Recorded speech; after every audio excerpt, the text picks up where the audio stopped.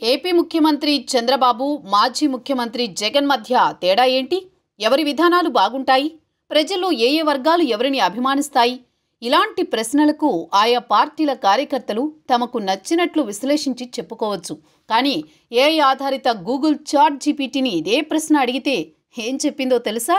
4 సార్లు ముఖ్యమంత్రిగా పనిచేసిన అనుభవం ఉన్న చంద్రబాబు, 5 ఏళ్లు సీఎంగా పనిచేసిన జగన్ గురించి ఏపీలో అందరికీ స్పష్టమైన అవగాహన ఉంది.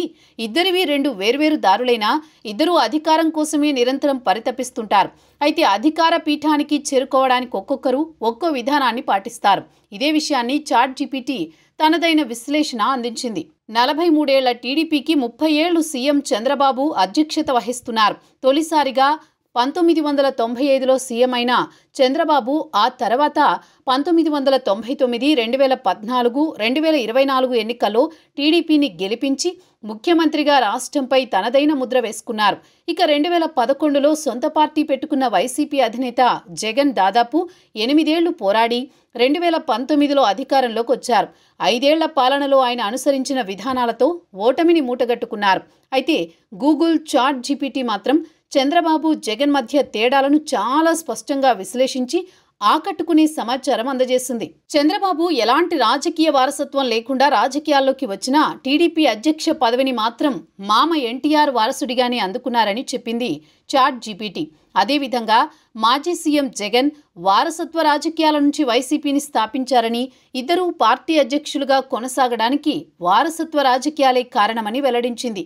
ఇదే సమయంలో సంక్షేమంపై జగన్ ఎక్కువగా శ్రద్ధ పెడితే ముఖ్యమంత్రి చంద్రబాబు సంక్షేమం కన్నా అభివృద్ధి, టెక్నాలజీ, మౌలిక వస్తువుల కల్పనకు అధిక ప్రాధాన్యమిస్తారని వివరించింది. ప్రజలతో అనుబంధం విషయంలో జగన్ గ్రామస్థాయిలో వాలంటీర్లు, సచివాలయ వ్యవస్థ ద్వారా ప్రజలకు దగ్గరైతే చంద్రబాబు ఎక్కువగా మీడియా, పర్యాటక రంగాలకు ప్రోత్సాహం ద్వారా ప్రజల దృష్టిని ఆకర్షించారని చెప్పింది.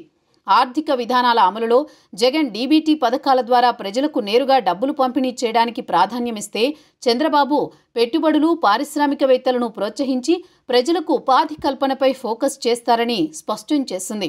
జగన్ బలహీనత పెట్టుబడిదారులను నిర్లక్ష్యం చేయడమైతే చంద్రబాబుకు సంక్షేమంపై దృష్టి లేకపోవడమని విశ్లేషించింది. చంద్రబాబు ఎక్కువగా పీఆర్ ఆధారిత పాలన చేస్తారని ప్రశంసించింది.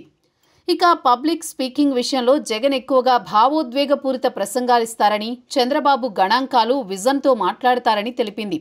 జగన్పై పేదలు, మధ్యతరగతి, మహిళలు, రైతుల్లో సానుకూలత ఉంటే చంద్రబాబును ఎక్కువగా చదువుకున్నవారు, నగరవాసులు, విద్యావంతులు, వ్యాపార వర్గం అభిమానిస్తుందని వెల్లడించింది. ఇలా ఇరువురి నాయకుల మధ్య పోలికలు, వైరుధ్యాలు ఉన్నట్లు చాట్ జీపీటీ వెల్లడించిన విశ్లేషణ ఆకట్టుకుంటోంది. చంద్రబాబు అధికారంలోకి వచ్చి ఏడాది కావస్తున్న సమయంలో ఎక్కువ మంది నెటిజన్లు ఈ విషయంపై దృష్టి సారిస్తున్నట్టు చెబుతున్నారు. చంద్రబాబు ఏడాది పాలనలో ఏం జరిగిందో తెలుసుకోవడానికి ప్రయత్నిస్తున్న వారికి సంక్షేమం బదులుగా పెట్టుబడులు, పరిశ్రమలు, ఉద్యోగాలపై సమాధానాలుస్తున్నాయని చెబుతున్నారు.